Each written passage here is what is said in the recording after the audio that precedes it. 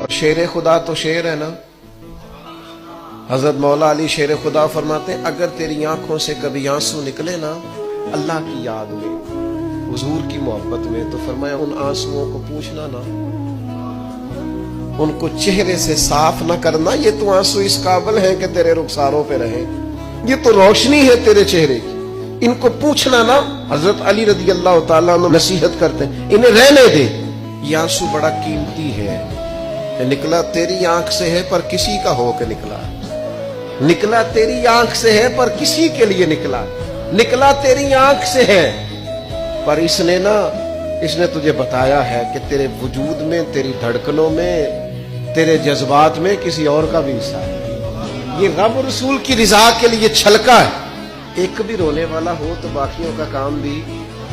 سنو نا، حدیث ہے بہتی شریف، حضرت حیثم بن مالک رضی اللہ تعالیٰ عنہ فرماتے ہیں نبی پاک علیہ السلام خطبہ دے رہے تھے، تقریر فرما رہے، حضور کی باتیں دلوں کے میل کچیل اتارتی چلی جا رہی. فرماتے ایک شخص نبی پاک علیہ السلام کے سامنے بیٹھ کر حضور کی گفتگو سن رہے تھے، وہ رو پڑے. ساری گفتگو چھوڑ کے نبی پاک صلی اللہ تعالی علیہ وسلم کی توجہ اس شخص کی طرف ہو گئی. ہوا کیا ہے؟ وہ تقریر سنتے، بات سنتے بس رو پڑے. تو نبی پاک علیہ الصلوۃ والسلام فرمانے لگے آج اگر وہ سارے مومن بھی یہاں موجود ہوتے جن کے گناہ پہاڑوں کے برابر وزنی ہوتے تو اس ایک بندے کے رونے کی وجہ سے اللہ سب کی بخشش فرما دیتا. اور نبی پاک علیہ الصلوۃ والسلام فرمانے لگے یہ رویا ہے تو اس کے رونے پر فرشتے بھی روئے ہیں،